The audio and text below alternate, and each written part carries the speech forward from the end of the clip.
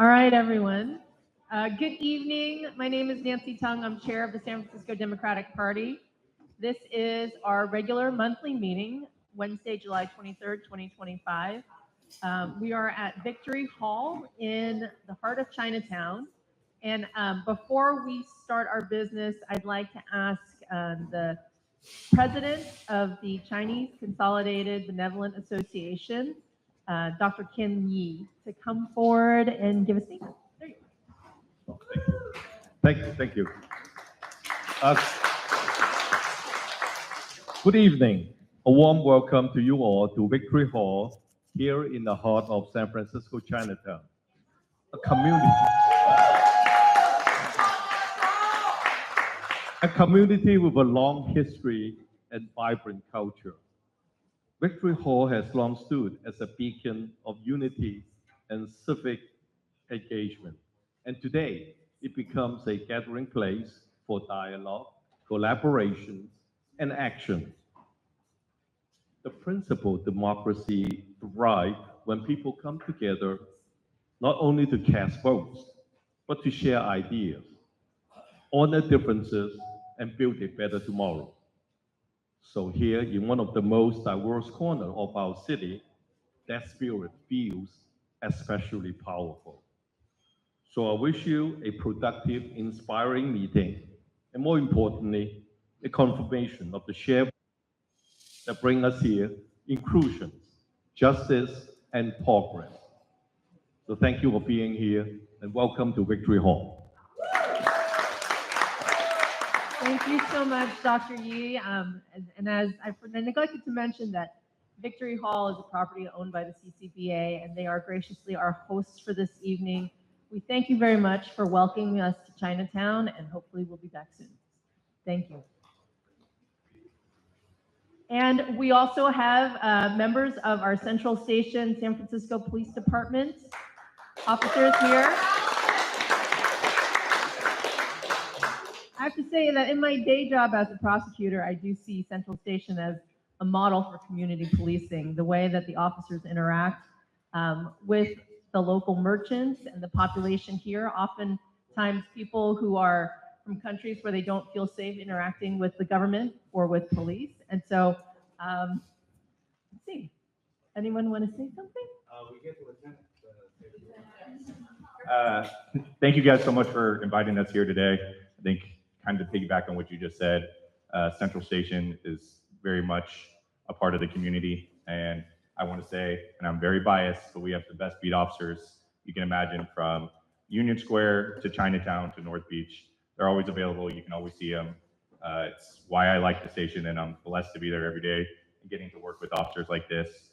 If you see us, come to us, talk to us.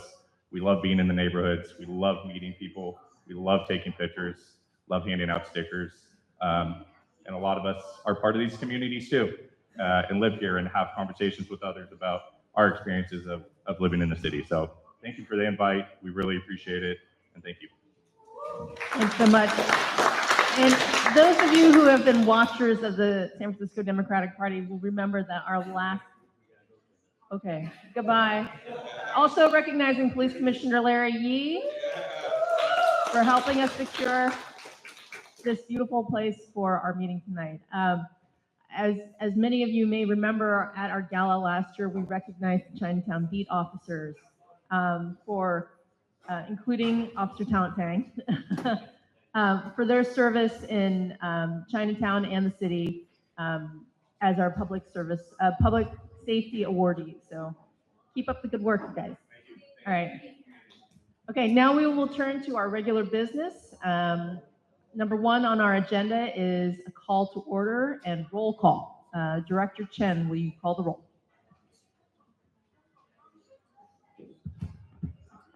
Call to order at 6:39 p.m. Calling the roll. Members: Akbar. Present. Akbar present. Alioto here is anticipated. Arce. Here. Arce present. Avalos. Here. Avalos present. Kalamuchi. Here. Kalamuchi present. Chan. I think anticipated. Chandler. Here. Chandler present. Chen is present. Coles. Here. Cole's present. Dorsey. Dorsey present. Galata is anticipated. Gupta. Gupta absent. Hare. Present. Hare present. Ho. Ho present. Kim. Thanks. Anticipated. Kingsbury. Oh, okay. Kim is absent. Excused. Thank you. Kingsbury is here by proxy. Ho. Lai. Here by proxy. Kalamuchi. Mahmood. Absent. Mar. Mar present. Win. Win, I believe, absent. Philhauer. Philhauer present. Sanjarardi. Sanjarardi present. Two. Two present. Let's see. Ex officios. Pelosi. Let's see. Proxy. Okay. Got it. Proxy. Vanessa, what's your last name again? Goyard, yes. Okay, thank you.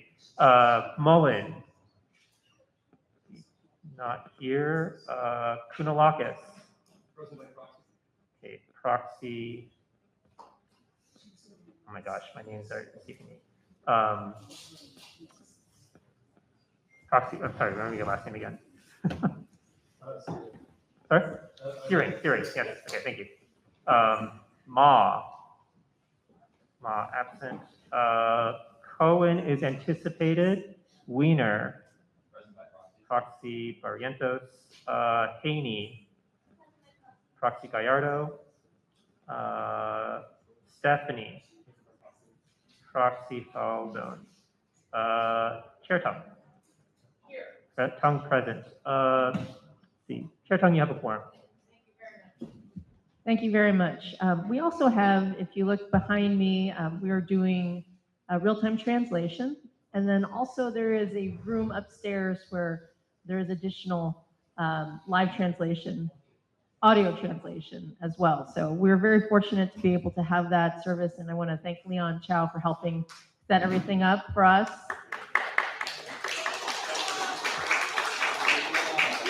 Leon has been working very hard to help us provide more access to people of different communities with different language abilities so that the Democratic Party can be accessible to everyone. Agenda item number 2, approval of meeting agenda. Members, are there any additional amendments to the agenda? If not, can we, is there a motion to approve the agenda? Anyone? Motion. Motion by Vice Chair Hare, seconded by Member Avalos. Can we take this without objection? All those in favor? Aye. Any opposed? Okay, the agenda is approved. Item number 3, approval of meeting minutes from the June 25th, 2025 meeting. Is there a motion to approve the minutes for the June? Motion by Vice Chair Hare, seconded by anyone?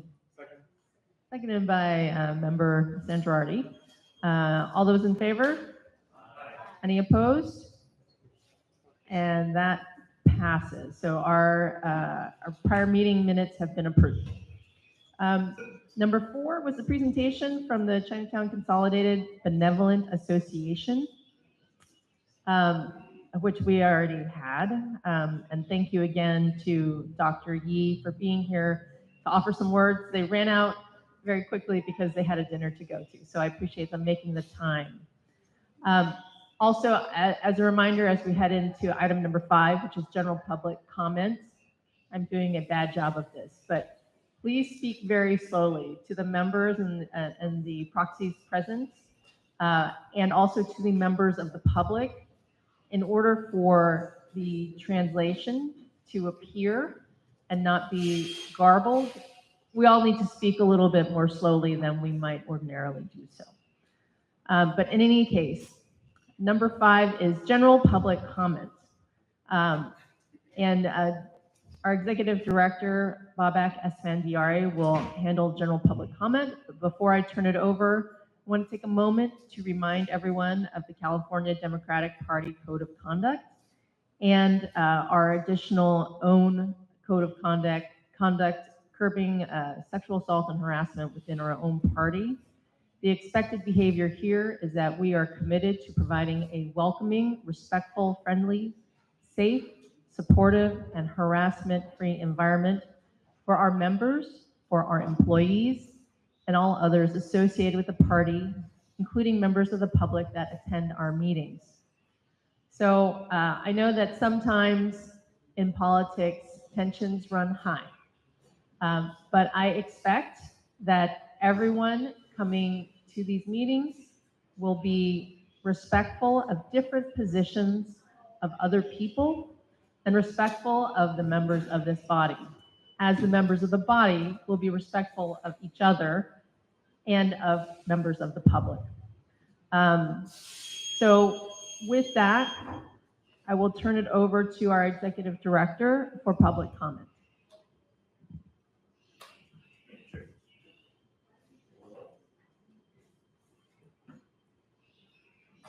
You muted me. Thank you, Chair Tong. Folks, if you would like to make a public comment tonight, please fill out a comment card available at the table where I'm seated. I will call speakers in the order that I received comment cards. Please note that this body takes all public comment during this item. Each member of the public will have 2 minutes to address this committee. Right, Chair Tong? How many cards do you have? I have about 15. Cool. Associate members, including club presidents or chairs, members of the Democratic State Central Committee, Assembly District chairs, and regional directors will have double the time, or 4 minutes, to address this committee. I will keep the time with my phone and hold up a page that says time when your time has elapsed. Thank you in advance for your patience. Let me queue up the first couple of commenters. And if you could put a mic over in this corner near Carolyn Weisinger, that is where I'm gonna, Courtney's got it. That is where I'm gonna ask folks to stand and give their comment. And if you would like to sit, we put a chair there for you as well. I would put that on the chair. And there are a couple names here that I may have difficulty pronouncing. I've struggled with this many times as well, so bear with me. Mark Bruno, Jingzhao Strong, C2 Pekshin, and then Zhu King Lei. I don't know, help me out here. Zhu Qing Lei. So first, Mark Bruno. So I'm leaving on the last 4 minutes because I'm chair of the DCCC club. That is correct. You are an associate member of the party. I don't need 4 minutes, but since you asked us to speak slowly for the sake of translation, which is extremely important, I will speak slowly. I also apologize to the people on my left. I'm sitting down because it's very difficult for me to stand because of a hip injury. So thank you for inviting us.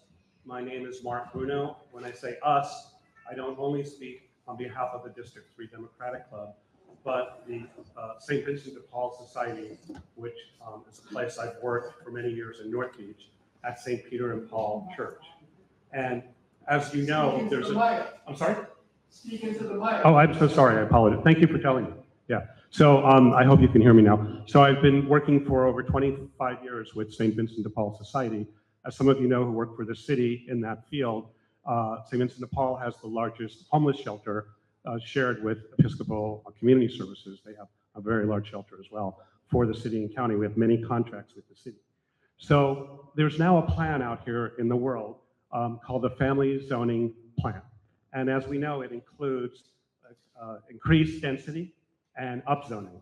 And what I'm here to speak about is very specifically why I believe, and our group believes, it needs to be amended so none of the upzoning burden falls on the shoulders of existing tenants in the city and county of San Francisco. And by tenants, I had the opportunity, fortunately, to speak with Joe before the meeting. I mean residential tenants. Not stores. I'm not here to speak about restaurants. I'm not saying these things aren't super important, but it's a very complex piece of legislation, as I'm sure Supervisor Dorsey and others can tell you. And we're only here to speak about residential rental tenants. So our group, St. Vincent de Paul Society, calculated did a very cursory calculation because we're still in a sunshine request right now with Lisa Chen at the planning department to find out how many of the parcels currently overlaid by the upzoning colors. As if you've seen the maps, you'll see there's colors that are yellow, pink, blue, and green. They represent different heights. There's even a dark gray. So these colors on the upzoning map represent where upzoning might be allowed should Supervisor Dorsey and others choose to approve the current draft map proposed by the mayor's office. And we're saying none of these colored areas should include residential renters in the city and county of San Francisco. Why?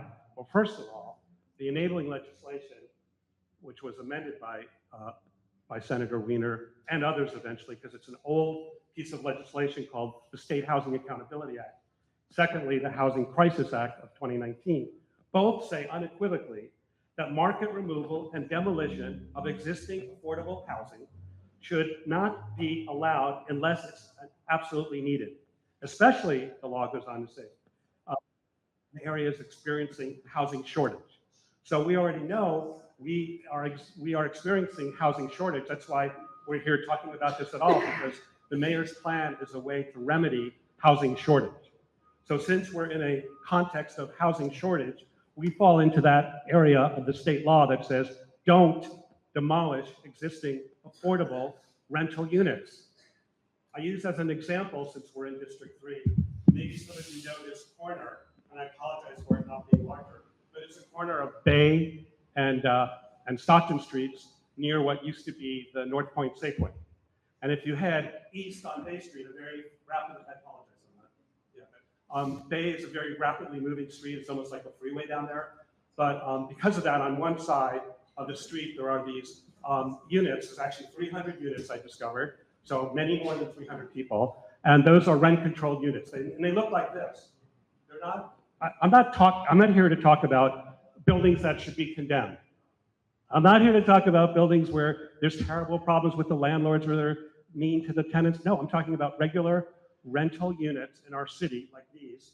Why should we permit a law, a planning zone, a plan to destroy units that are already providing affordable housing for people? I say, and my group, St. Vincent de Paul, says we shouldn't do that. We shouldn't do that unless it's absolutely necessary, and we believe it's not. So again, thank you for your time. See, I've spoken for 4 minutes, and I appreciate your courtesy and listening. Thank you. Thank you for your comment. Up next, I have Chinatown. Yes, you're up. Followed by C2 Peishin. Yeah, you, I think.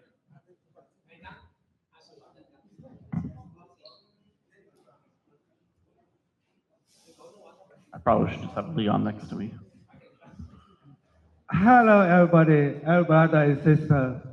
I'm Jin Chao Sung, running for Congress, and on next year, I will lead the human into the equality.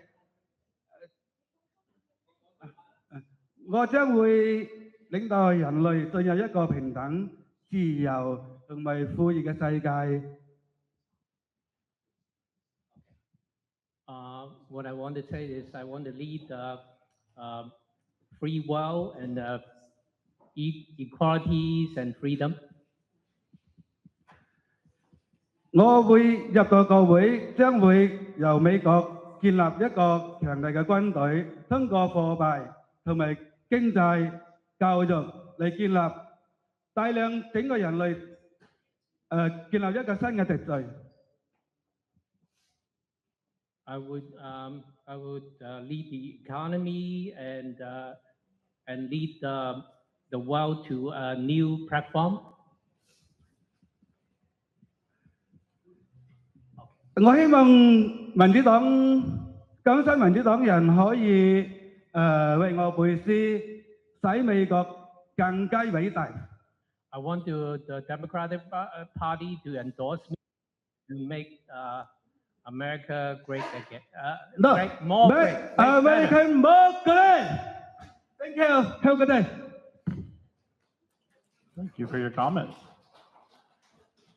Now, next one here. C2 Peishin. All right. C2. There you go.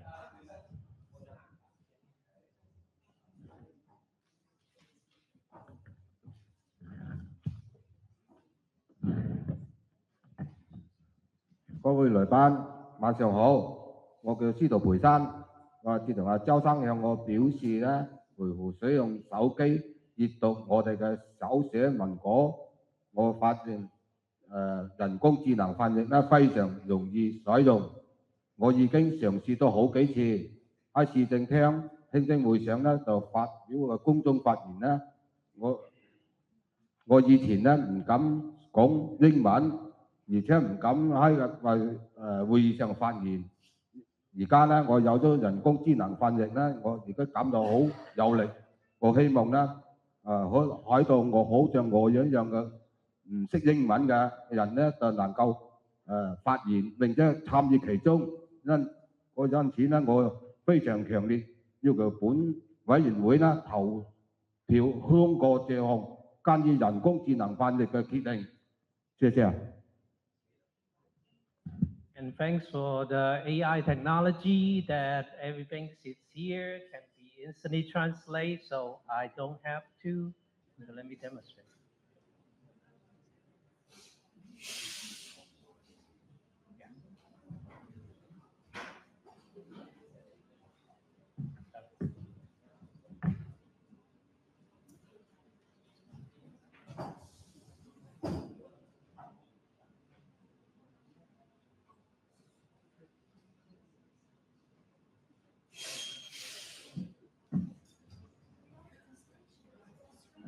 C2 Peishin speech. Good evening. My name is C2 Peishin. Mr. Joe showed me how to use the phone to read my handwritten manuscript, and I found the AI translator very easy to use. I have tried it several times, making public speeches at town hall hearings. I used to be afraid to speak at conferences because I couldn't speak English. But now, with AI translation, I feel more powerful. We hope to see more non-English speakers like me speak and participate. Therefore, I strongly recommend that this committee vote to pass this resolution on AI translation. Thank you very much.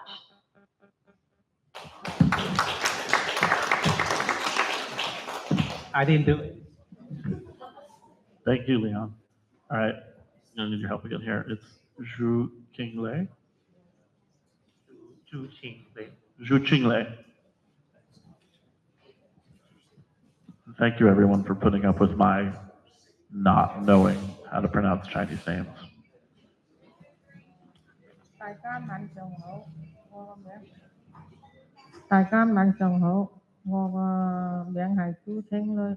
多年來，我參加過無數次嘅公聽會，好多時候翻譯並非覆蓋整個會議嘅過程，而是只對公眾發言期間提供2-3分鐘嘅翻譯，而且必須有提前72小時提供申請才能提供。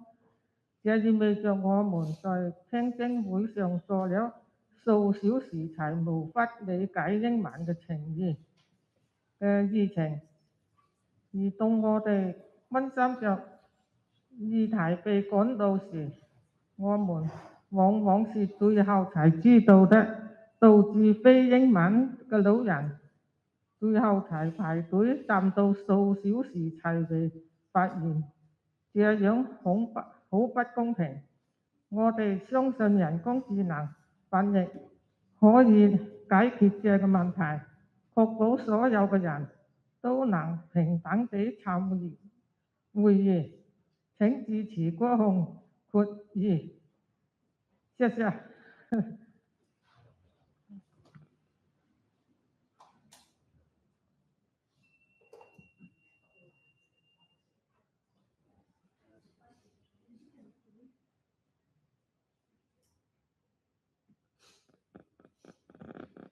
Lei Ziqing speech. Good evening, my name is Lei Ziqing. Over the years, I have attended countless public hearings. Many times, The translation does not cover the entire meeting process, but only provides 2 minutes of translation during the public speech period, and it must be requested 72 hours in advance. This means we sit in hearings for hours without being able to understand the English agenda. And when the issues we care about are raised, we are often the last to know, causing non-English speaking elderly people to be the last in line and stand for hours just to speak.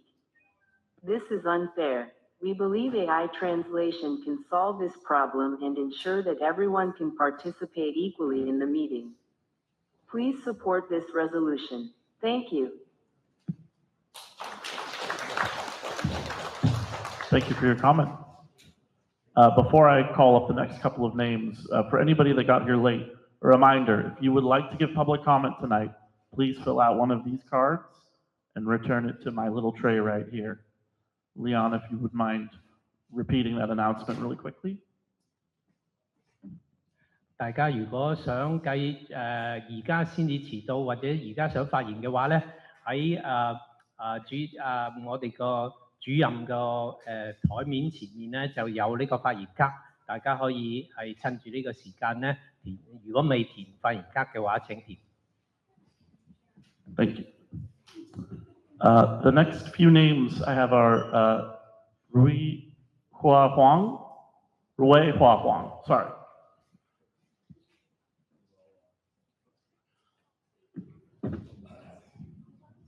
晚上好，我叫黃瑞華，幾十年來，我一直對話人社口更多，鼓勵老人家行條屋，參加行政會。最重要嘅係讓我們相處容易，會行嘅係。要我唔識英文，唔識中文，因此跟相處人唔該係咪嘅情況？最近我問我人工智能是對翻譯，有時我了解我要以下會是人工智能嘅翻譯，會英文嘅人。會人本人做冇再啱聲，人會突或過來，他能夠準確地翻譯所說的內容，這正是我們確保我們的聲音為準確聽我所內容的。我強烈支持這項決定，為慳聽嚟愛家是旁嘅好單程表，謝謝。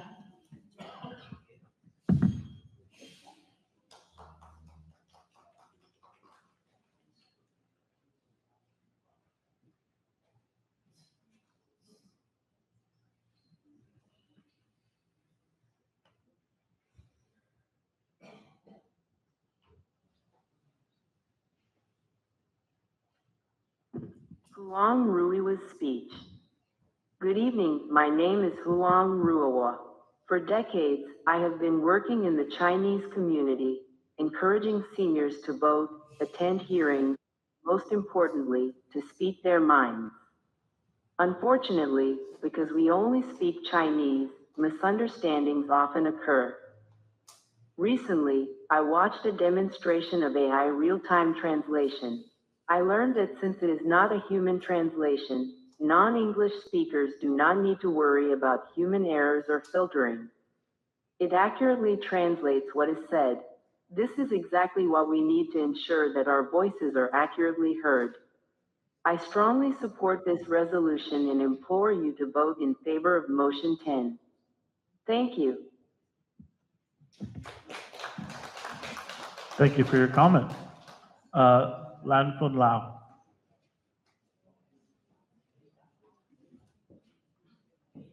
Anita Lau. Sorry.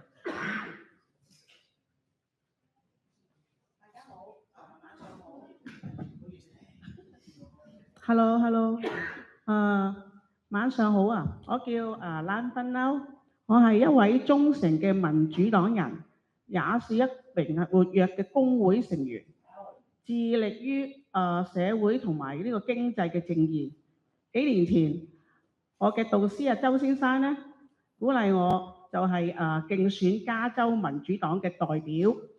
由於我唔識講英文，我一度猶豫不決，但周先生說服咗我啦。言語唔係一個應該成為從事公共嘅服務嘅障礙。我分別在2021年啦、2023年啦同埋2025年連續3屆嘅當選。然而我至今仍然是唯一嘅一位非英語母語嘅民選代表。不僅在呢個舊金山啦，而係在整個加州。我唔想成為唯一嘅一個，我想成為首先嘅第一個，為更多好似我咁一樣嘅人鋪路。這項嘅決議是朝向實現這一個目標邁出嘅關鍵嘅一步。我強烈督促你對我嘅第10項嘅動議投贊成票。多謝。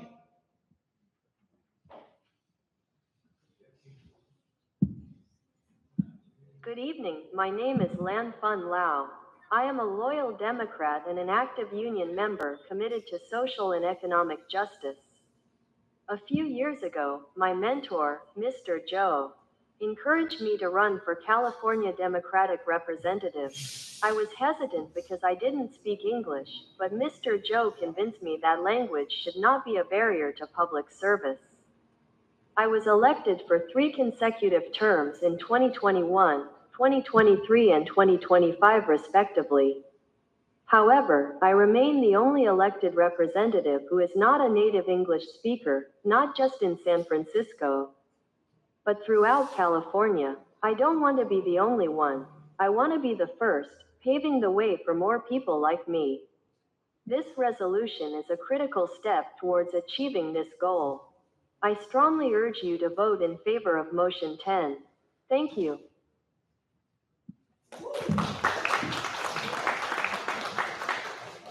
Thank you for your comment. Julia Kwan.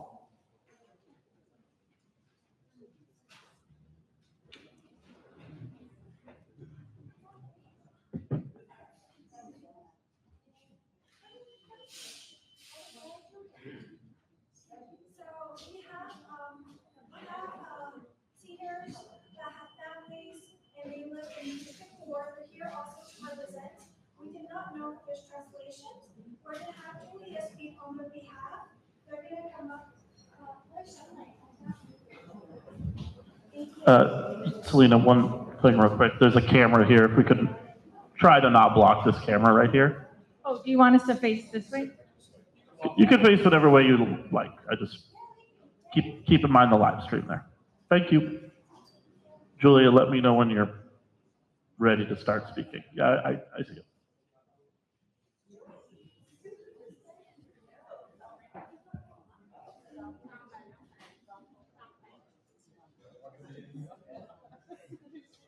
Right here? I'm like, do I face them or here? Okay, we're also facing,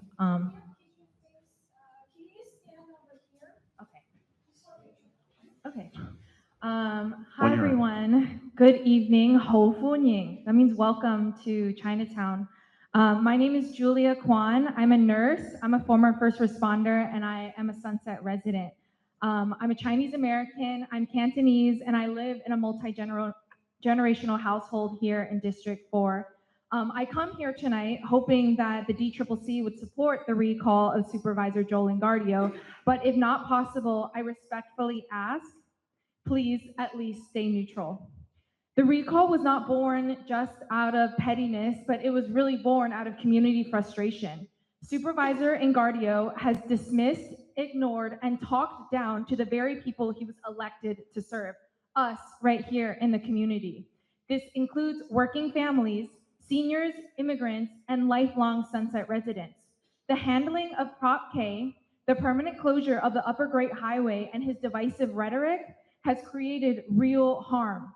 Over 10,000 people signed the recall petition, and 80% of them were collected by volunteers.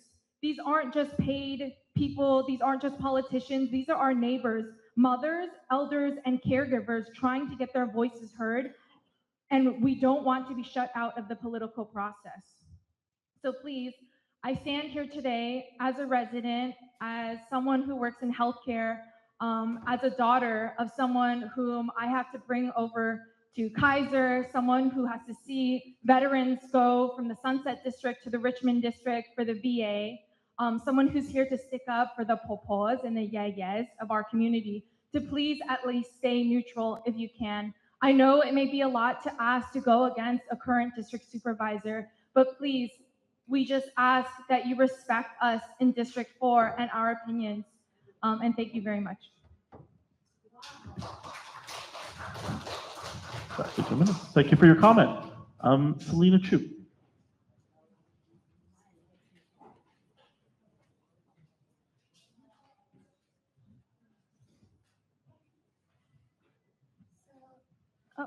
Thank you so much for hearing Julia.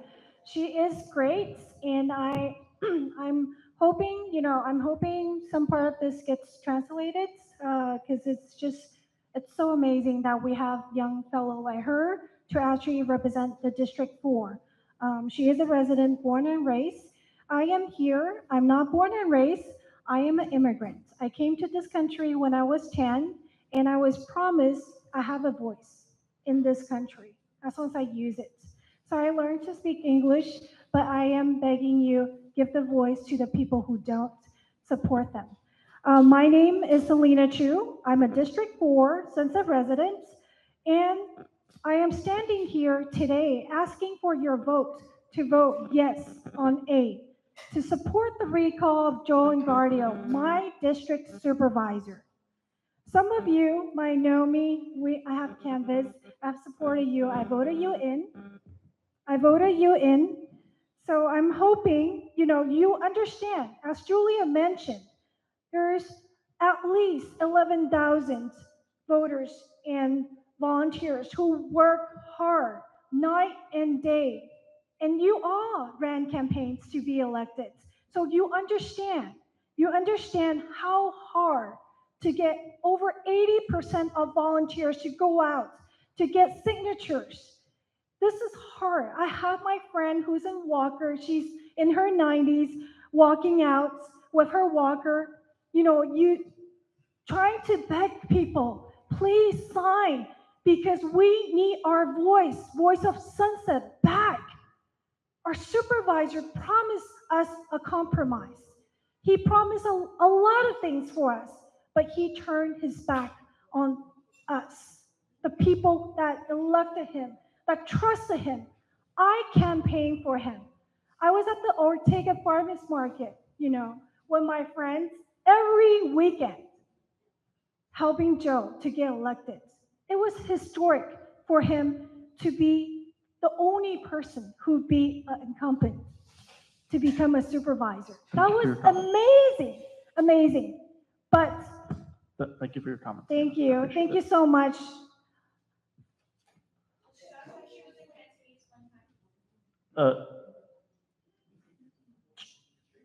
At the call of the chair.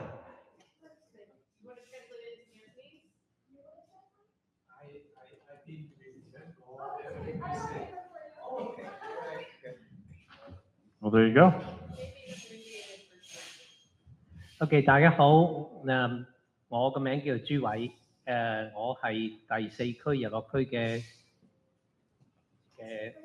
居民同埋選民，我喺呢度咧代表日落區嘅社區，至少有11000個選民咧喺呢度咧，希望咧就大家咧知道我哋係簽咗一個罷免因加納市參事嘅請願書。我哋今晚咧就係嚟呢個表達我哋嘅聲音。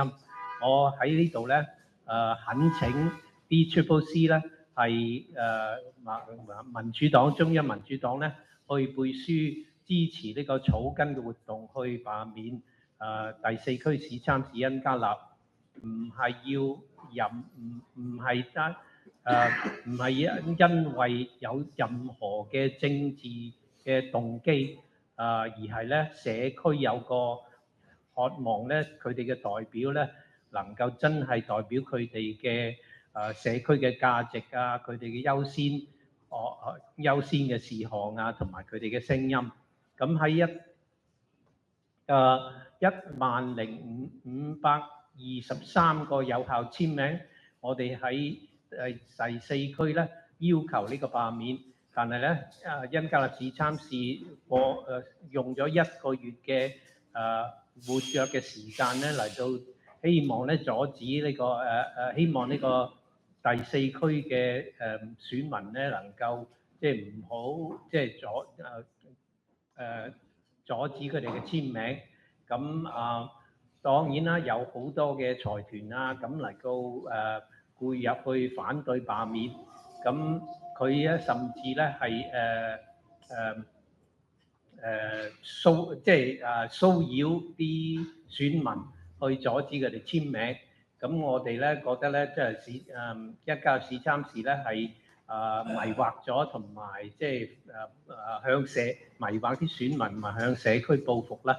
咁喺我哋縱然喺咁多嘅情況之下咧，第4區嘅選民咧仍然係排除萬難咁樣去將呢個日落區嘅第4區嘅市參事恩加納咧係趕出佢哋嘅位置。咁喺呢度咧呢個罷免咧係歷史性嘅，係人民嘅力量能夠達成嘅。咁參事記得後面係或者啦我哋希望咧提醒大家咧投呢個即係按照我哋嘅要求嚟到投票啦。唔好忘記咧佢哋記得去投票嗰啲，同埋咧投嗰啲反對嘅社區嘅人。Sorry. Okay, thank you. Gloves, rewrites. That's why. Amazing work. I should use the AI. Your AI cannot. No, that's it right there. Thank you so much. So these are the voices that are not speaking out tonight. We are here. We're honored to represent them. So please consider them, their voices and their stories. We will remember who stand with the community. Thank you. Thank you for your comment. Up next, I have Susan Pfeiffer, followed by Calvin Louis. Susan.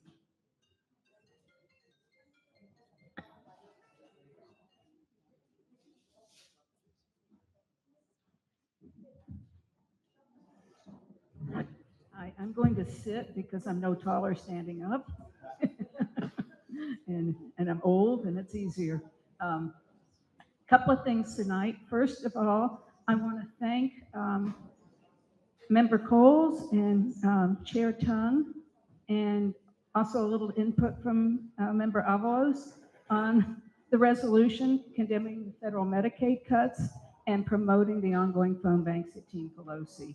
This is becoming more and more critical every day because these phone banks we talk to voters in the district and make sure they know that their member of Congress voted for what we now call the big ugly. So he can't hide from it, and it preps them to vote him out in November. And there's one other district that we're calling into too. So this is critical work. The more I learn about that bill and what it's going to do to Medicaid, the more frightened I become. Hospital emergency rooms are going to be overflowing with people who have no health care. We have not seen it yet, but it's going to explode. It's one of the worst things this administration could have ever done, and they did it gleefully. I also I also want to compliment the resolution on expanding language tonight and the way you've handled it. You figured out a way to do almost instant translation because I've seen struggles in a couple of meetings, and this is wonderful, and thank you very much. It's so inclusive. I really appreciate it. It solved the problem. And yep, that's it. Thank you for your comment. Up next, I have, oh, thank you. Up next, I have, forgive me, let me go back to where I was, Calvin Louie.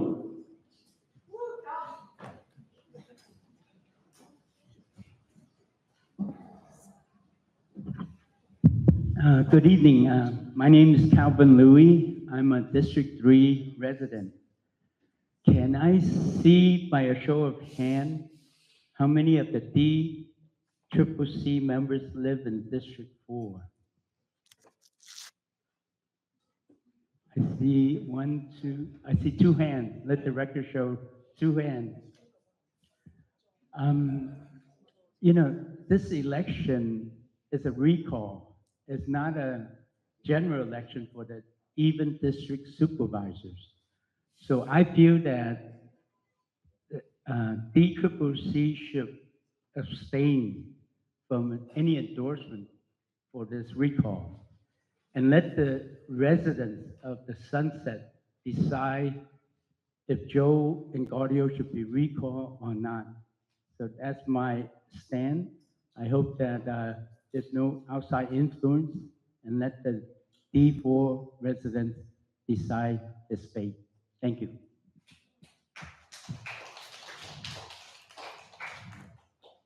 Thank you for your comment. Before I read off this last name, if anybody else would like to give public comment, the time to fill out one of these cards and bring it to me is now. Cool. Jonathan Sitt.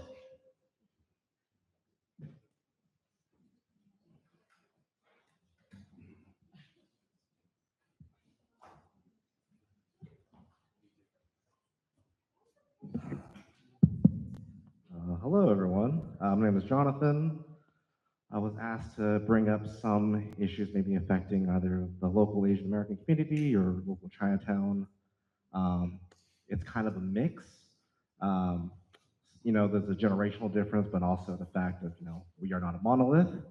So in general, you know, a lot of my younger colleagues, friends, peers, however you want to call them, I think a lot of things are on their mind, you know, like probably immigration, you know, aside from, you know, all the things going nationally, immigration is probably on their mind.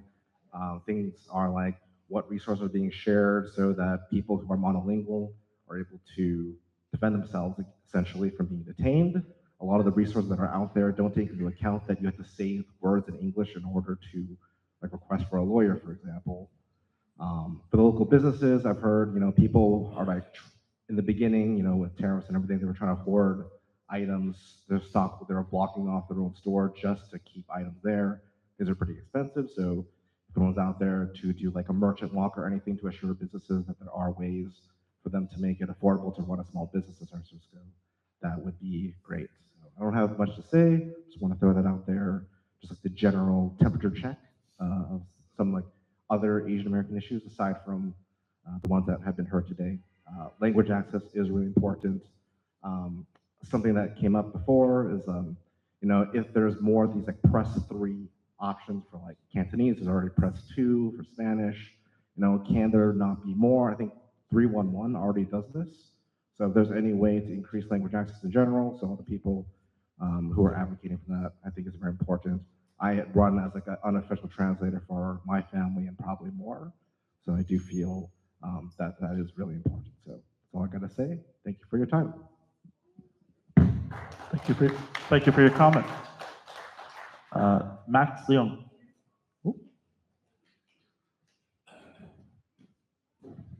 Hi, everyone. My name is Max Leung. I already know quite a few of you sitting up here from different capacities.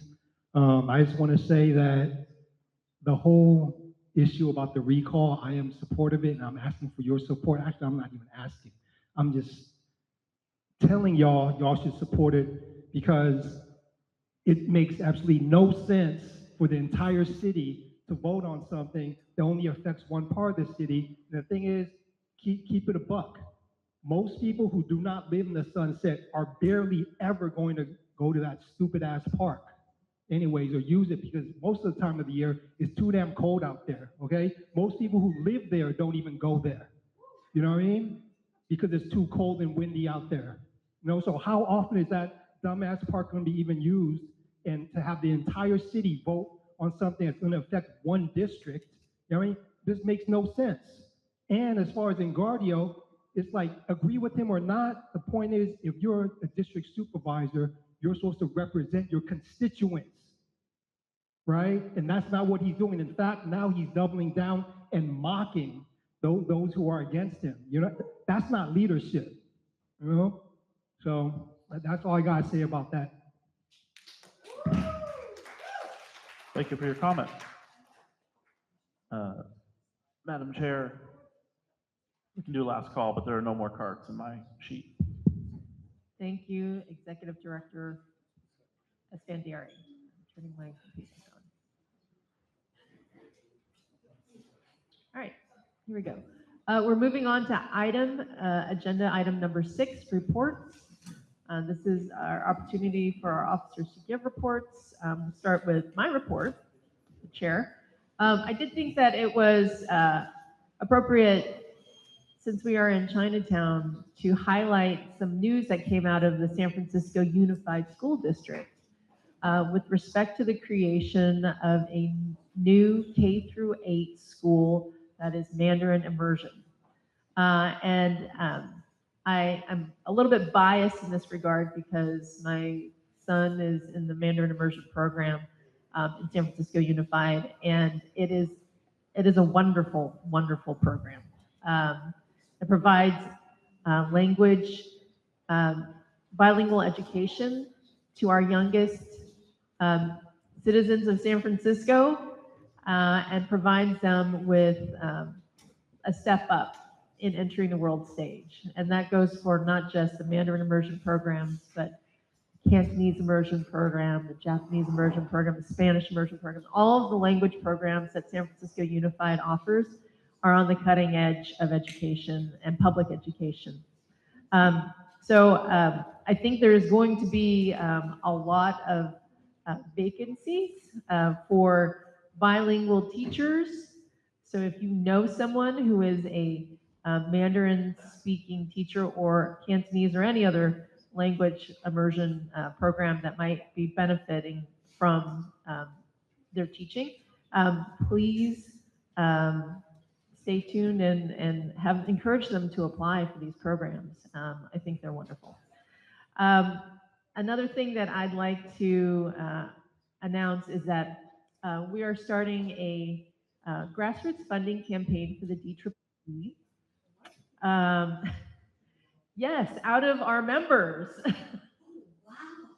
And this is something that in conversation with some of the other county chairs during our convention in May, they said that it was really something that helped people have more buy-in to the party, to have more skin in the game, and also to support the staff and the activities of the party, which is to grow and make the Democratic Party stronger overall. So I sent out an email to all of our members and affiliates a couple of weeks ago, or last week, encouraging everyone to become a recurring contributing member to our San Francisco Democratic Party. I myself am in for $50 a month. I'm encouraging everyone. I see some other associate members, John Ma, I see you. I bet you can afford $50 a month. But in any case, I'm hoping that each of you will sign up to be recurring donors to the party at whatever level is comfortable for you, and that we will be able to support the strong work of our executive director and Babak Esfandiari and Courtney Sid, who is running all the tech tonight and is our graphic designer and has been project managing all of the Dems on the Move initiatives. including in Chinatown, where we've produced a bunch of programs. So I hope you guys will all become recurring contributing donors to the party. And my thanks to CCBA for hosting us at Victory Hall tonight. I will ask any of the other committee chairs if there are reports. Lily? Thank you, Chair Tung. I am Chair of the Issues and Resolutions Committee, and I just want to give an update on Proposition A, the special election for District 4 that will occur on September 16th of this year. The party, actually specifically our executive director, sent out an email to the proponents and opponents of Proposition A, and have notified them that we are opening up the applications for the party's endorsement. The applications are due on August 1st, and the responses to the applications will be public on our website the day after. The Issues and Resolutions Committee will be hosting an endorsement interview meeting via Zoom to ensure accessibility, and that meeting will occur on August 13th at 6 p.m. That's a Wednesday. There will be no public comment at the endorsement interview meeting. The endorsement vote for Proposition A by the party will take place at our next scheduled monthly meeting, August 27th at 6:30, and part of the Dems on the Move, we're moving around to different neighborhoods in the city.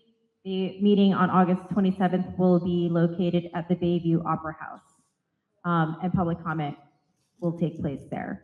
If the public has any questions regarding the endorsement process, please feel free to reach out to Babak or myself, and I'm happy to assist or explain anything. That's it. Thank you.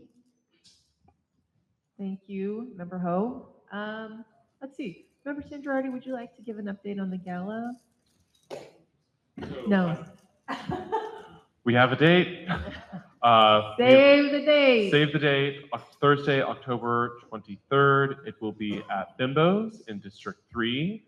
More information to come. We've just finalized the levels for sponsorship, so we'll now be sending that to Courtney, our wonderful graphic designer, and we'll start the fundraising. And we encourage you all to invite your friends, invite your family. There will be special opportunities for people who validate that they are members of a local Democratic club. There'll be discounted tickets for those folks, and special rates for Democratic clubs to also sponsor and contribute back to the Democratic Party. So that's it. Thank you. Thank Chair. you. Renee, do you have an update? No. Okay. Any other officers, directors, or committee chairs have updates? Executive Director Esfandiari, do you have an Executive Director's report?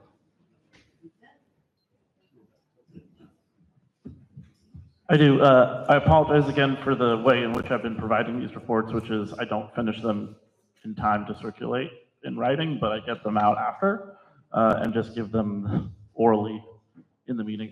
It takes me a minute, but a couple of quick things. One, a quick recap of the events we hosted and participated in this last month.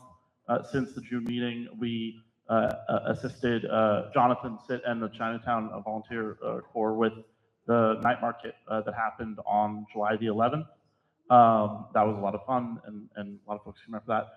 We held a karaoke night at Lion's Den on July 17th. We did a community cleanup in and around the Portsmouth Square area with Refuse Refuse on July 19th. We conducted a food pantry event just this past Tuesday on July 22nd, and special thank you to Susan Pfeiffer for joining us at that. That was a lot of fun. And then we also amplified phone banks that are being conducted by our partner organizations. The Bay Area Coalition has started phone banks into Virginia for Winning Virginia this coming fall. And the Hands Off Our Healthcare phone bank shifted focus slightly from trying to stop the terrible bill to trying to call voters in those districts to tell them what's terrible about it, and that they should hold their congresspeople accountable. That's being led by Team Pelosi and a very long list of groups, of which we are a proud co-host.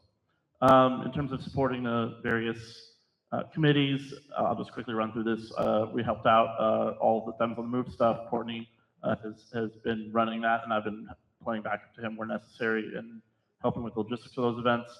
I've been supporting Committee Chair Lily Ho on the Issues and Resolutions Committee stuff, finalizing and adjusting some of the timelines around getting that endorsement process up and running. Supporting Clubs and Chartering Committee Chair Emma Hare in handling questions and concerns from our charter clubs and organizations about the requirements to participate in pre-endorsing conferences. And I've been supporting a little bit Labor Committee Chair Dan Calamucci in setting up some time to meet with the UFCW's Local 5 about updates to their REI campaign, which this party voted to support earlier this year. The last update I have for you all pertains to a process that the California Democratic Party is running. They are, actually 2 updates, I'm sorry. One, the CDP Executive Board is meeting virtually from August 22nd to August 24th of next month of August. The credentialing for that did open July 8th, and CDP Executive Board members must be approved by that CDP Credentials Committee by August the 21st at 6 p.m. If you have questions about this process, you're welcome to reach out to Region 7 Director Henny Kelly, who's behind me to my left there, or the State Party Operations staff at operations@kdem.org. And then the only other topic I have is I've been fielding some questions, like I said earlier, from certain charter clubs and organizations about the finalization of their rosters for the pre-endorsing conference deadline. I'm not going to repeat what I said last month, but the one thing I will say is that as the chartering authority for those organizations, we are responsible for certifying the validity of a charter club's charter, affirming that their bylaws or rules contain a definition of members of good standing, confirming that their roster submitted only contains members of good standing, and then checking that those folks are registered Democrats. So the state party does the lift of most of that work, but we're here to help support them and also just review those charters. That's all I got. I'll send the rest in writing. Thank you so much. Thank you, Executive Director Esfandiari. Henny, I think our Region 7 Director, Henny Kelly, has some words for us today. Words? I've got lots of words. I just wanted to say... I like your shirt, by the way. Oh, why aren't you all wearing it? Remember, it's got something on the back. Yeah, when we fight, we win. That's right, Henny. Okay, I really would like to talk about 9, 10, and 11. I really think these are humdingers, and everybody should vote for them. Now, that's one thing. The other thing is we're talking about the lists of people who are members. And one thing that I have found that really has made some of this hard, so I'm going to tell you, is you really have to have the correct name and the correct spelling, because we have had problems before because people forget how they put their name in 15 years ago. So that's something that you really need to look at, and if you need help, don't call me about it, because I used to have to do that all the time. I want to say that we did have a meeting of 4 different districts, and to go over what's happening at the e-board.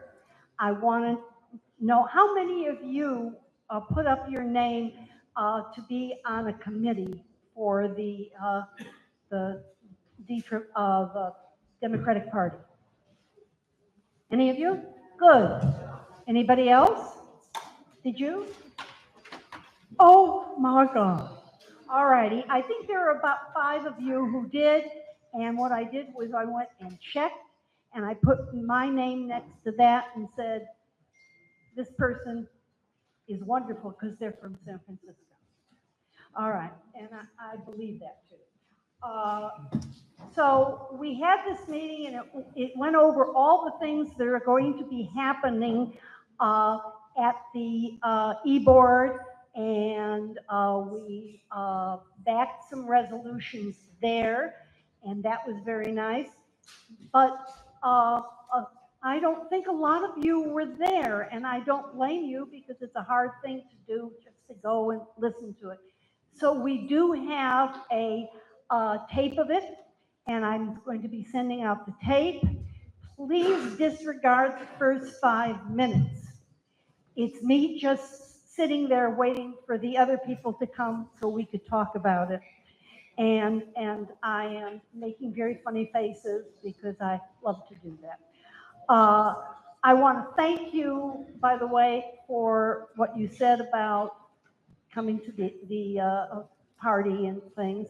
And it is a good thing that you will lower the thing for people who are in clubs. That's a very good thing. But I really want to thank you, and I think this is absolutely wonderful to be doing that. We tried that before, but they didn't, when we first came up with having people here, they would have things in their ears and we would have somebody that would be talking to them. This is such a much better thing. As an English teacher, I do not like AI. I want my students to learn how to write and how to talk. And but this I like. Okay, so I want to thank you all for that, and I thought this was it's really nice to go to the different districts. Thank you so much for doing that.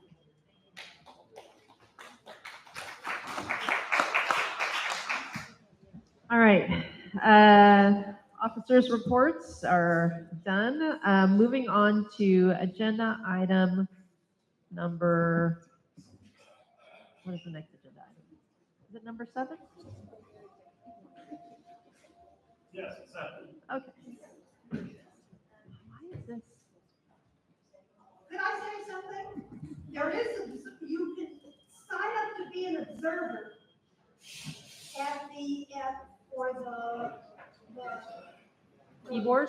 E-board, and it's all going to be on Zoom, so you can be on everything. And you also, even if you don't sign up for an observer, you will be able to go to your, what are those things called? Please help me, I'm 83. You will be able to go to the Caucuses? Is the caucuses a committee meeting? caucuses. Okay. They see, that's why. We should be on a game show together, honey. You'll work on it. Yeah. Okay. So thank you for that announcement. Sign up to be an observer for eBoard, which is coming up in August. It's online, on Zoom. So no cost in getting to a place to do that. All right, we're moving on to item agenda number 7, which is the election of to fill the vacancy of second vice chair, which was vacated earlier this year when Carrie Barnes resigned from the DCCC. Are there any nominations for the position of second vice chair? Director Coles. I'd like to make a motion for member Phil Hauer to serve as the second vice chair of the San Francisco Democratic Party. Second. Well, let me first ask, member Phil Hauer, do you accept the nomination? Okay, are there any other nominations for second vice chair? Okay. All right, is there a second to member Phil Hauer's nomination as second vice chair?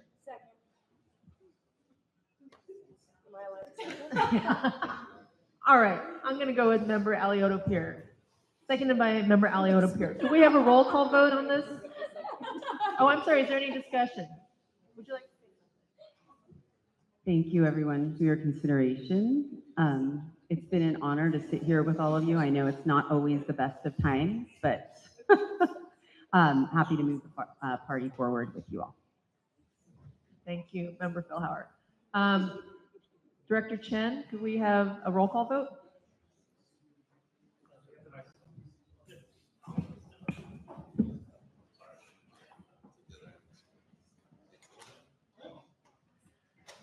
This is item 7.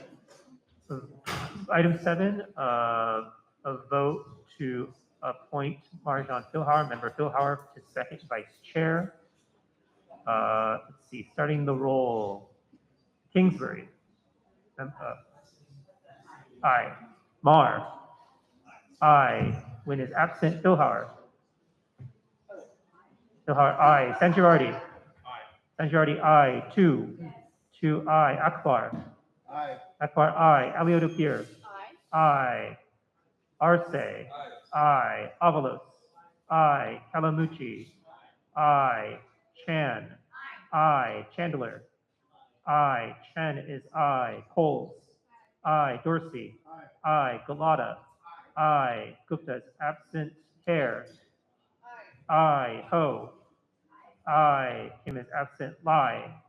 Aye. Mahmood. Aye. Ex officio. Pelosi. Haas. Kunalakis. Aye. Mullen is absent. Ma is absent. Cohen. Aye. Wiener. Abstain. Haney. Aye. Stephanie. Stephanie, aye. Pelosi. Abstain. Chair Tom. Aye. Have all those who wish to vote voted? By a vote of 25 ayes, 0 no, 2 abstain, 5 absent, the motion is carried. Congratulations, Vice Chair Phil Howard. All right, moving on to our next item of business. Number 8 is the appointment and confirmation of executive board representatives to the California Democratic State Central Committee, Executive Committee, right? After each odd-numbered convention of the DSCC, we must reselect representatives to represent our county committee. We are blessed with having enough people here to have 4, enough Democrats in the registered Democrats in San Francisco to have 4. So I have appointed myself, first Vice Chair Dan Calamucci, second Vice Chair Marjan Philhauer, and Member Joshua Arce to the Executive Board of the DCCC. And that is subject to a ratification of this body. So is there a motion to approve these appointments? Moved by Member Dorsey. Is there a second? Second by Member Ho. Director Chen, can we also have a roll call vote? This is item 8, a motion to approve the appointments of Nancy Tung, Dan Calamucci, Marjan Philhauer, and Joshua Arce to the California Democratic State Central Committee Executive Board. Calling the roll, starting with Mar. Mar, aye. When is absent. Philhauer. Philhauer, aye. Sangiardi. Aye. 2. Aye. Akbar. Aye. Aye. Alioto Pierre. Aye. Arce. Aye. Avalos. Aye. Calamucci. Aye. Chan. Aye. Chandler. Aye. Chen is aye. Coles. Aye. Dorsey. Aye. Galata. Aye. Hare. Aye. Ho. Aye. Lai. Aye. Mahmood. Aye. Kingsbury. Aye. Ex officios. Pelosi. Abstain. Kunalakis. Aye. Cohen. Abstain. Wiener. Aye. Haney. Aye. Stephanie. Aye. Chair Tom. Aye. Have all those who wish to vote voted? By vote of 25 ayes, 0 no, 2 abstain, 5 absent, the motion carries. Thank you very much, Director Chen. Congratulations, new appointees to the E-Board. Moving on to agenda item number 9, which is a resolution commemorating the 35th anniversary of the Americans with Disabilities Act. Vice Chair Hare, would you like to introduce your resolution?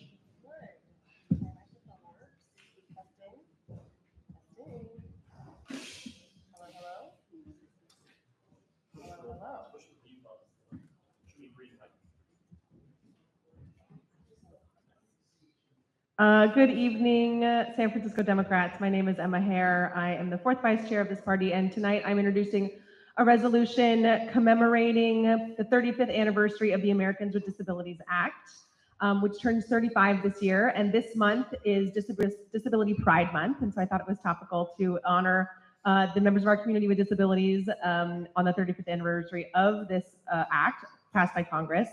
And some of the things that I want to call out and why I wanted to introduce it specifically for the San Francisco Democratic Party is that much like we have with many issues, the Bay Area has led on disability rights. I'm very, very proud to represent this city and this region who has spearheaded so many policies that we all have seen that spread across the nation and the world, including marriage equality and many, many others, including serving people with disabilities in our communities. So I know Michaela is going to share some of that history, I think, later. But I am just so proud of our city having a role in this groundbreaking legislation. And one of the things that I think was beautiful about how it all came together was people who really disagreed with each other put aside their differences and passed this legislation. Democrats and Republicans, progressives and moderates, left and right, black and brown, white and all kinds of colors came together and said, this is for the best for our country and for our communities, and we're going to do it, and we're going to fight about other things later. But we're going to agree on this because it brings our country forward and it is good for our community. So I hope to have the support of everyone in acknowledging the individuals with disabilities in our community, in our party, in our city, in our nation, and celebrating that we have 35 years of this progress under our belt, which started in the Bay Area. Thank you, Emma. Let me just say, well, first, thank you, Emma. Thank you to Emma. I do appreciate it. She called me as I was on my way out of town, and she's like, I'm writing this resolution. Do you want to co-sponsor it?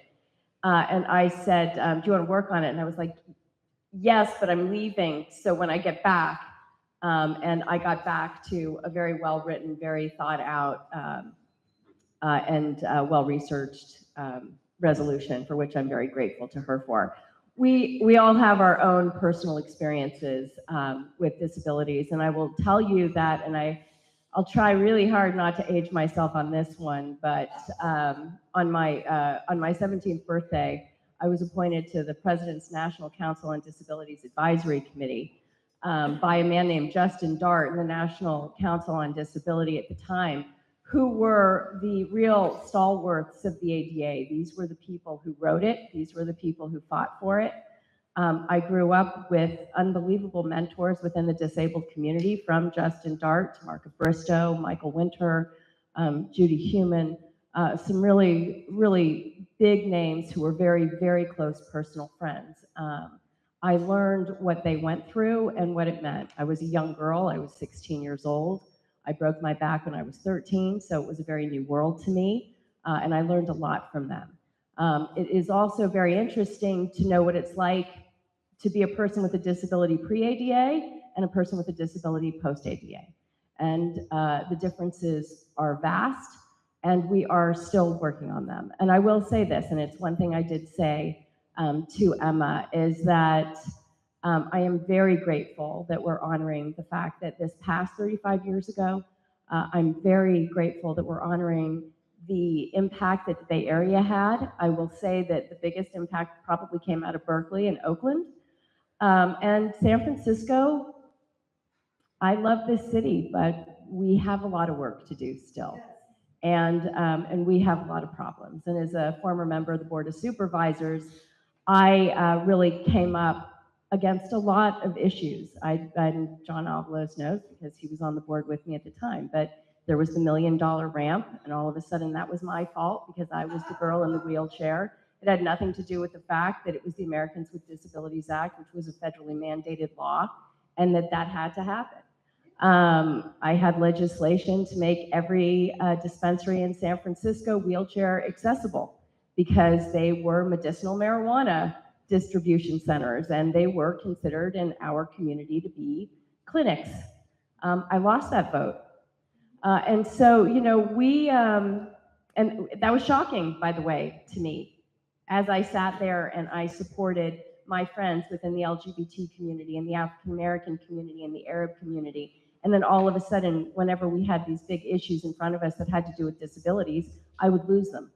And so we still have a long way to go.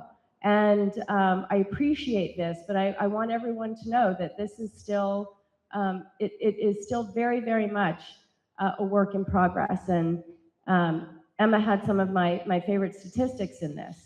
65 million Americans have a disability. 1 of every 4 households in this country is affected by a disability in one way or another. But the one thing that she doesn't note that I think we as Democrats should consider and we really should think about is that a huge majority of the country's people with disabilities live in red states. A huge majority are coming out of Kentucky, Alabama, Tennessee. And we do not, as the disabled community, we don't seem to be making strides in those areas. And as a party, we don't seem to be using the issues that are most important to the disabled community, like Medicare, like access, like employment. The employment numbers in places like Alabama and Tennessee are as low as 8%. The employment numbers, it's almost reversed. With people with disabilities. So there's a lot to think about. There's a lot to be grateful for. And I'd like to be added as a co-sponsor and thank Emma for the work that she's done here today.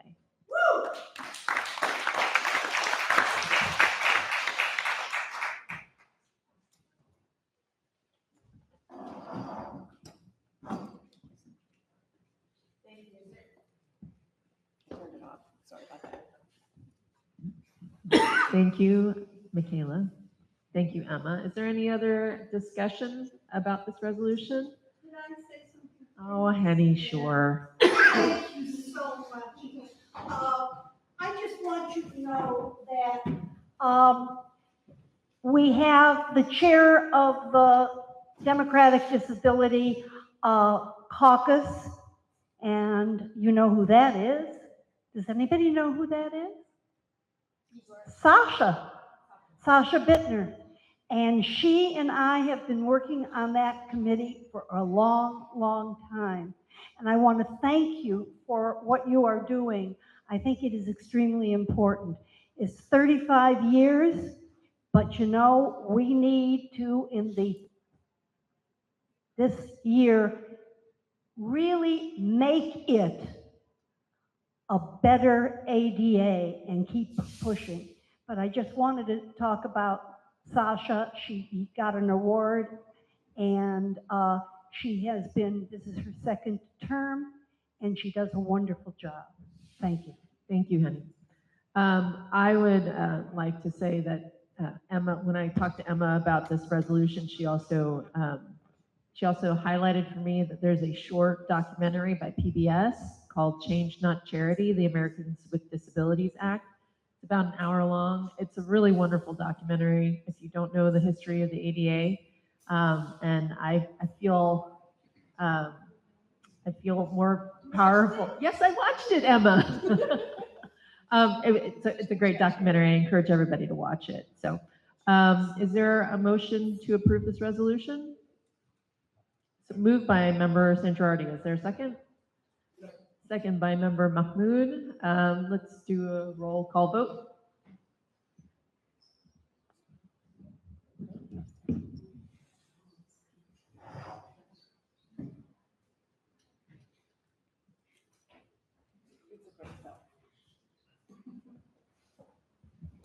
This is item 9, resolution commemorating the 35th anniversary of the Americans with Disabilities Act, authored by Hare. Motion to approve, moved by Sanjarardi. Calling the roll. Starting with Philhauer. Philhauer, aye. Sangivardi. Aye. Two. Aye. Akbar. Aye. Aye. Alioto-Pierre. Aye. Arce. Aye. Avalos. Aye. Calamucci. Aye. Chan. Aye. Chandler. Aye. Chen. Aye. Coles. Aye. Dorsey. Aye. Galata. Aye. Hare. Aye. Ho. Aye. Lai. Aye. Mahmood. Aye. Kingsbury. Aye. Marr. Aye. Ex officios. Pelosi. Aye. Kunalakis. Aye. Cohen. Aye. Weiner. Aye. Haney. Aye. Stephanie. Aye. Chair Tom. Aye. Have all those who wish to vote voted? By a vote of 27 ayes, 0 no, 0 abstained, 5 absent, the motion carries. Congratulations, Vice Chair Hare. Is there anybody like to be added as a co-sponsor? I see Member Galata, Member Marr, Member Avalos, Member Mahmood, Member Chandler, myself, and Member San Girardi. No, but I already said that. Okay. Yes. And Member 2. No, that myself, yes. Moving on to item number 10.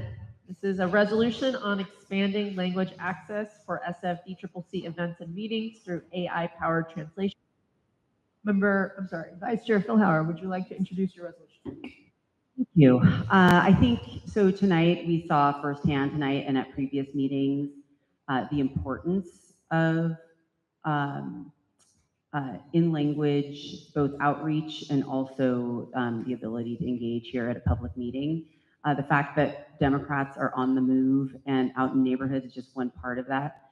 I think this is more than about, we have a tremendous and large and growing monolingual community languages here in San Francisco, but this isn't just about monolingual speakers. My parents met at the test of English as a foreign language over 50 years ago, and while they speak English, but English wasn't their first language, and language access tools are still very helpful to them today. And actually, it's helpful for me and my children to be able to see how it transpires and how it brings in communities that have traditionally not had the kind of access. I know that, as Henny said, with AI, we want people to do their own writing. We need to take advantage of the technologies that are even being born here in San Francisco, and the tools are becoming more and more effective every day, and we're seeing that now. And I think as we further go through efforts to engage our communities and do more outreach around elections, I think we're going to see more engagement, and by using tools that are as efficient as these, not to replace human professionals, but to enhance the human component, I think will be very helpful. So I welcome everyone's support. I actually would like to thank Member Avalos for his leadership and being the first to add his name to this piece of paper with me, and also accept his friendly amendment to change the second resolve clause. Should I just proceed to say what you want? Do you want to say it? Okay, correct me. Okay, that the second resolve clause where it says that language access policies are equitable, to change it to say language access efforts are accurate, equitable, and so forth. Continued. So that I accept that. I think it's important, and I thank you for your thoughtfulness and proactivity in getting that done. So thank you. So that's all I have to say about it. Thank you. Thank you, Vice Chair Philhauer. Any other? Yes, and we will add Member Avalos as a co-sponsor, and I would recognize Member Avalos at this time.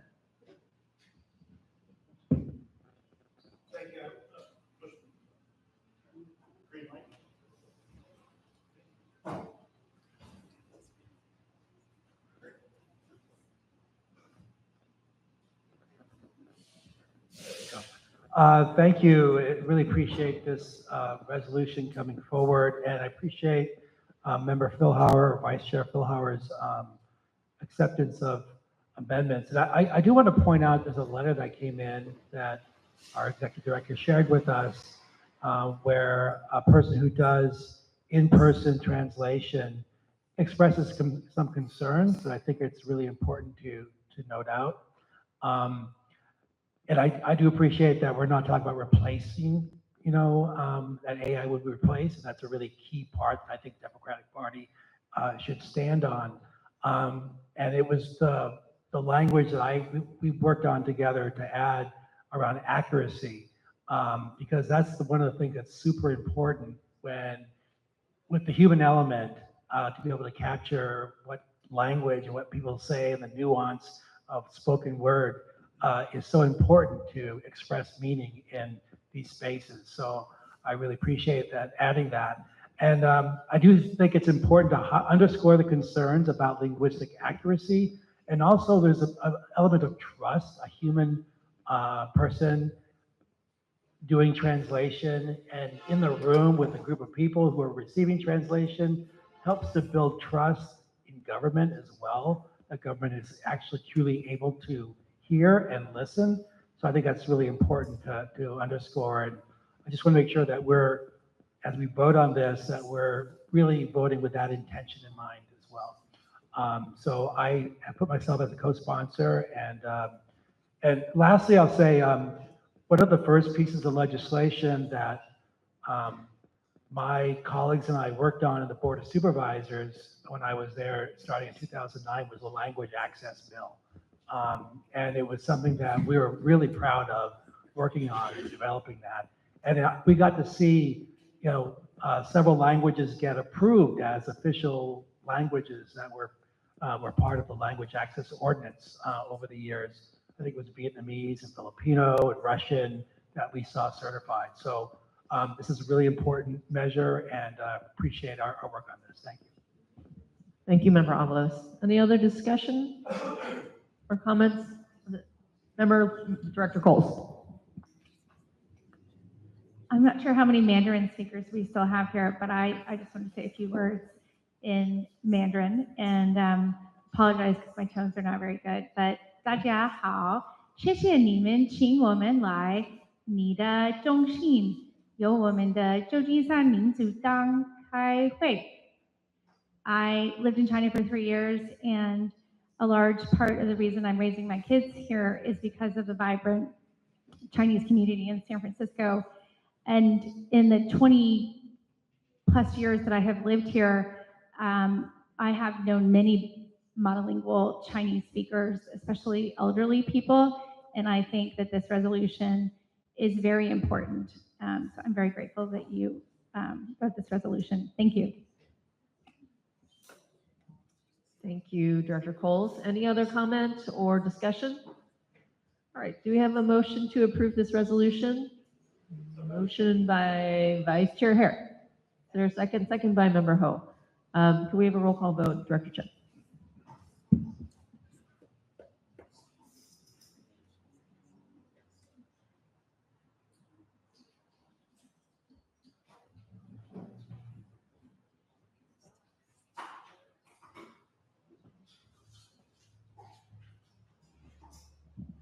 This is item 10. This is a motion to approve the resolution on expanding language access for SFDCCC events and meetings through AI-powered translation tools. The resolution was authored by Phil Hauer. The motion was moved by Hare. Calling the roll, Phil Hauer. Aye. Phil Hauer, aye. Sen Girardi. Aye. Aye. Tu. Aye. Akbar. Aye. Aye. Alioto Pierce. Aye. Arce. Aye. Aye. Avalos. Aye. Kalamuchi. Aye. Chan. Aye. Chandler. Aye. Chen is aye. Coles. Aye. Dorsey. Aye. Galata. Aye. Hare. Aye. Ho. Aye. Lai. Aye. Mahmood. Aye. Kingsbury.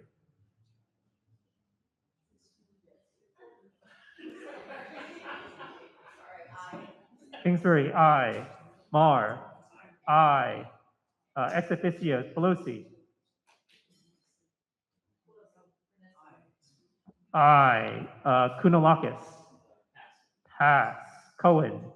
I. Weiner. I. Haney. I. Stephanie. I. Back to Kunalakis. Abstain. Chair Tong. I. Have all those who wish to vote voted? Let's see. By a vote of 26 ayes, 0 no, 1 abstain, 5 absent, the motion carries. Congratulations, Vice Chair Philhauer, on your resolution. All right, and the last resolution on our agenda tonight is item number 11, a resolution condemning federal Medicaid cuts and urging phone banking to swing congressional districts to hold Republicans accountable. This is authored by Director Coles and myself. I will let Director Coles introduce this resolution. Chair Tong, before you go, was there a call for co-sponsors? Co-sponsors. Are there any co-sponsors to the language access resolution? I will co-sponsor. So let's see.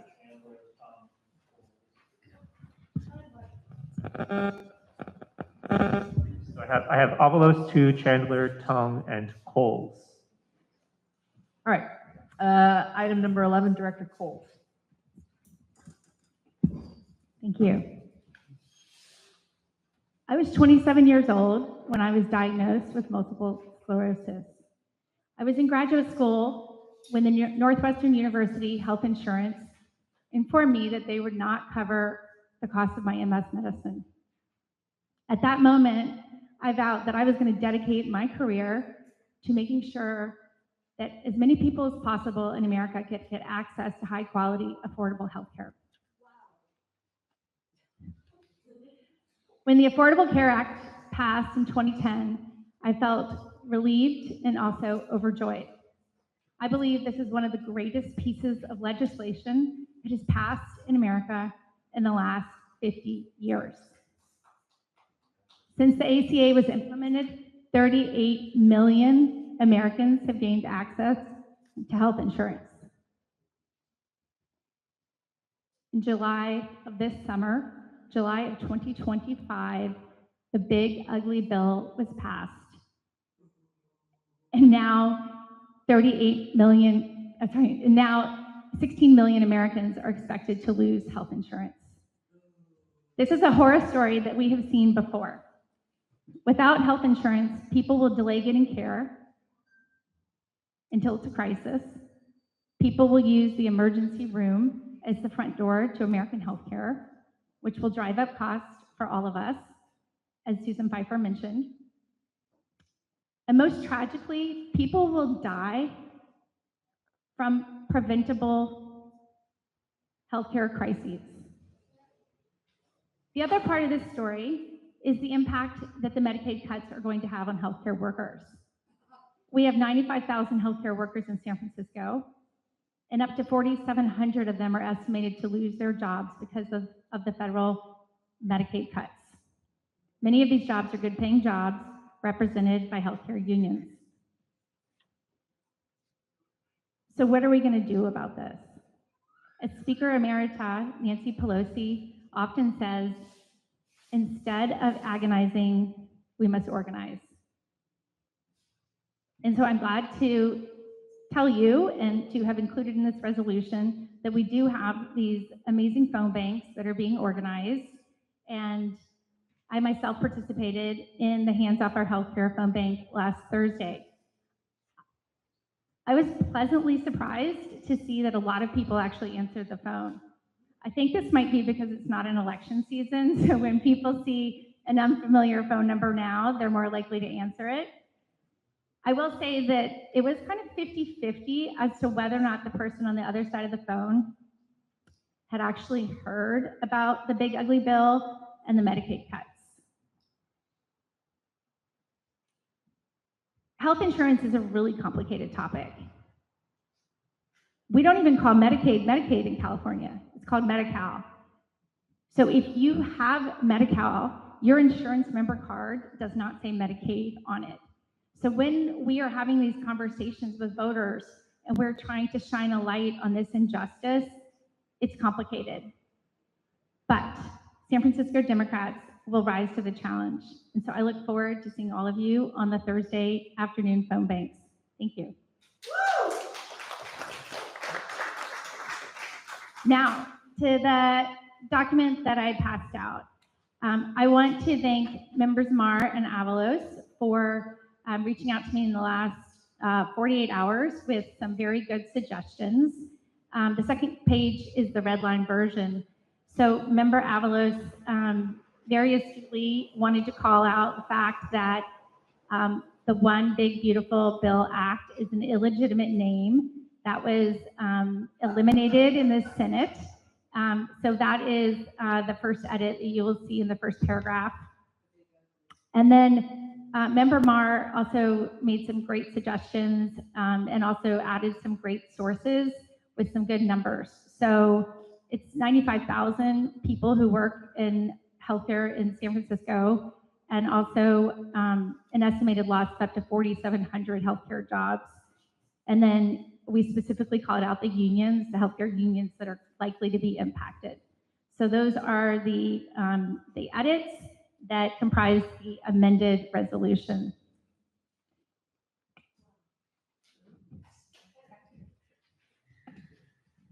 Any other discussion? Member Pelosi. Hello. Your hair looks really different today. Hello. Okay, perfect. So first of all, thank you so much, Director Coles. Thank you, Chair Tong, for bringing up this resolution. So I want to thank all the co-sponsors that I'm sure are going to be part of this. We are going to co-sponsor as well. But I want to tell you a little bit about the work that Speaker Emerita has been doing with Team Pelosi. We have made over 300,000 calls with volunteers all over California. Some of our volunteers were here. So it's been pretty great. At first, we were focusing on saving our healthcare. So our volunteers were pretty excited on that. As we saw the results of that, now folks are focused on accountability calls, specifically to districts, excuse me. The Valadeos? Yes, specifically Valadeos. Exactly. There's I a know couple who's of, running against him. and a couple She's of a other doctor. They have the messaging. Yeah, so, and thankfully the SFDMs, you are part of our phone banks. You are one of our co-hosts. So we're happy to have you there. Thank you, Member Coles, for being there, our last phone bank. So they're every Thursday from 4 p.m. to 7 p.m. If you want in-person options, we can provide that for you. And we're also open to any groups that you represent if you want to host any kind of phone bank party, postcard parties. We're always open to that. So thank you so much for this. And yes, we want to be added as a co-sponsor. Thank you, Member Pelosi. And Susan Pfeiffer.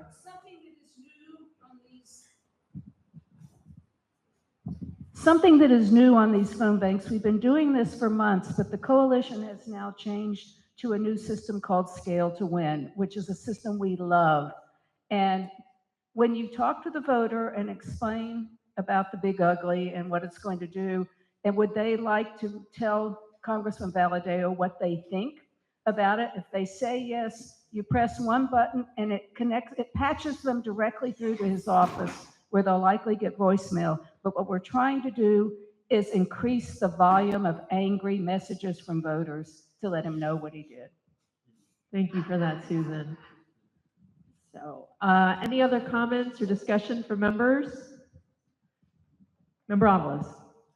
Thank you. I'll be real quick because I promised my wife I'd be home soon. I just want to thank this member Cole for bringing this forward, and I think it's really important to also note that HR 1 is also not just about Medicaid. It's actually imposing the authoritarian agenda for the Trump administration. It's going to have devastating effects across every aspect of our lives. And this is one that's principally, what we've been hearing about most about, but it's actually put forward $170 billion for ICE enforcement. 45 billion of that is for new ICE agents that many of whom will be coming here to San Francisco. The border wall is about 45 million, another 45 million for detention centers like Donald Duck out that's called Alligator Alcatraz. So we have a lot that we have to organize for, not just Medicaid. But I do really appreciate the amendment to really call out this bill for what it is and not use the language that has come out of the Trump administration. I think we should not be using any kind of that language, and really this is a partisan bill. This is a MAGA bill. It's a Republican bill, but it's really a MAGA bill that is spelling out a lot of pain that many of us will be experiencing for years to come. And lastly, after I left the Board of Supervisors, I think I graduated from there. I termed out. I worked for the National Union of Healthcare Workers, where Gordon Marr is now working. And I was in the front lines working in a hospital with workers. And I worked at Seton Medical Center in Daly City. And most of their proceeds actually to keep that hospital going came from Medicaid and Medi-Cal. And so you will see hospitals close. They talk about rural facilities, but Daly City is not a rural facility. There's all these other facilities that are reliant on federal dollars to maintain themselves and provide high quality health care for patients in all of our cities.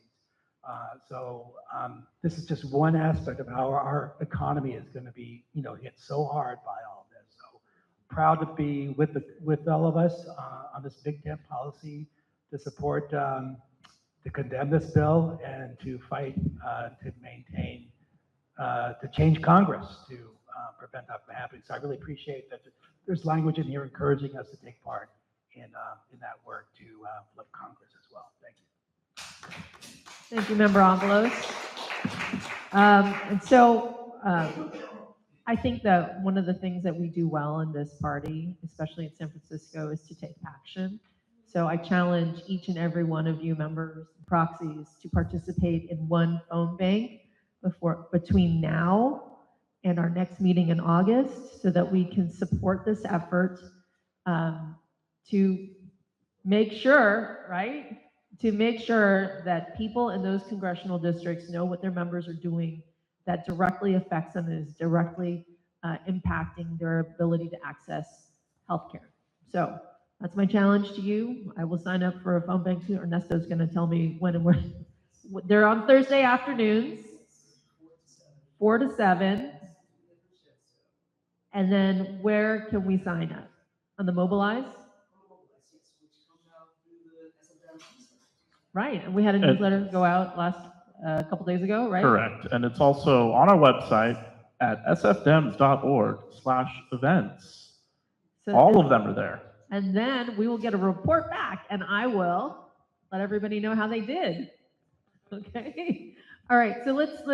Is there a motion to approve this resolution? Member Arce. Second. Second by Member Mahmood.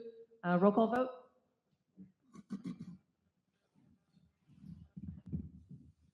So roll call vote on motion by Arce to approve a resolution condemning federal Medicaid cuts and urging phone banking to swing congressional districts to hold Republicans accountable.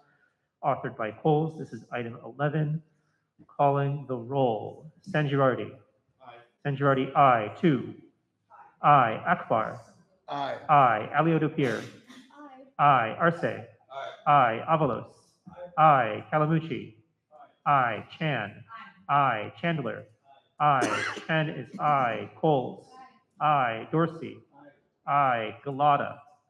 Aye. Hare. Aye. Ho. Aye. Lai.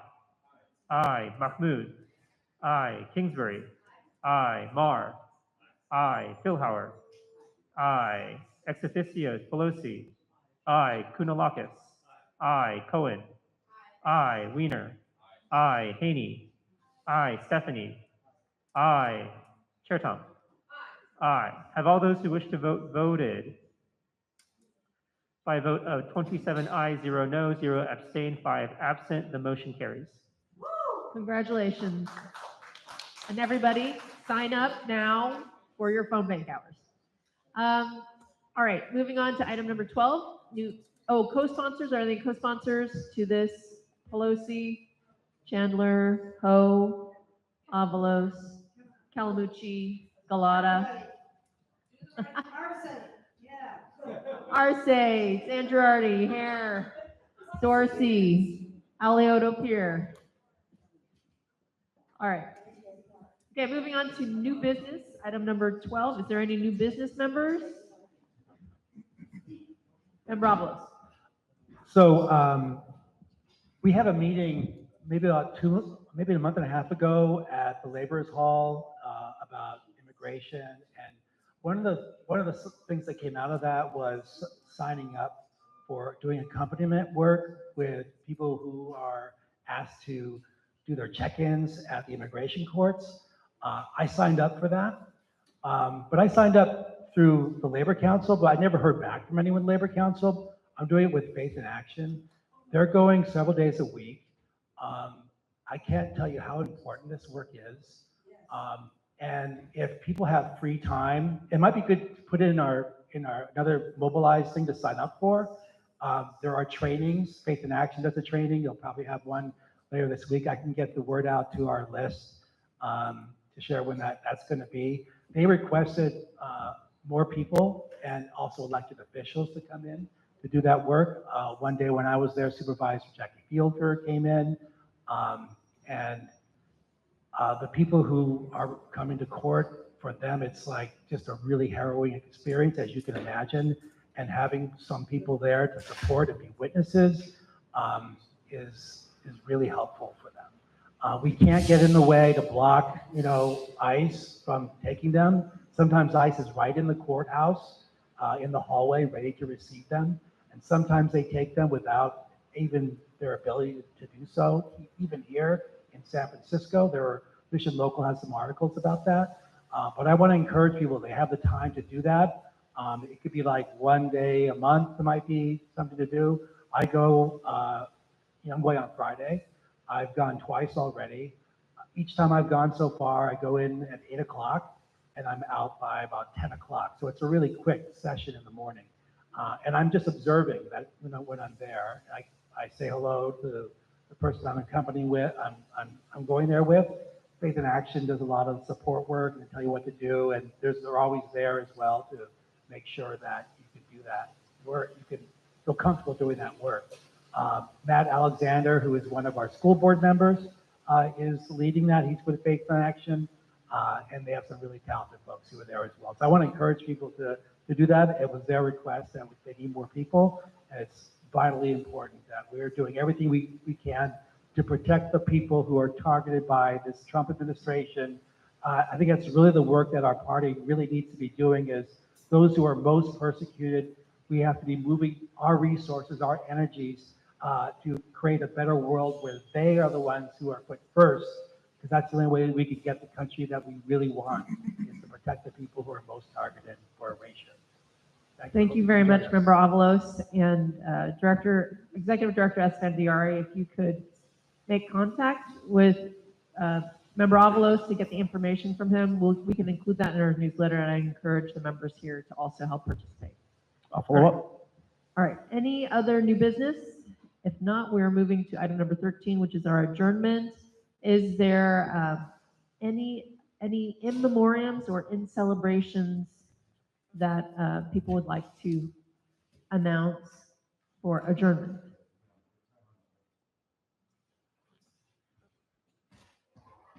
Well, I'd like to wish my son a happy 4th birthday, which I missed. I missed tonight. Yeah. We had a party this weekend. But I think we're ready to adjourn the meeting, and also in celebration of adjourning the meeting, I think we're going to try to turn on the disco ball here. Well, it's spinning. There are no lights. Oh, here we go.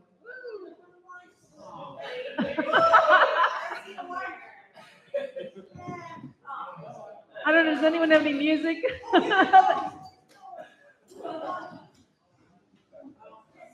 I didn't know that Victory Hall had a disco ball.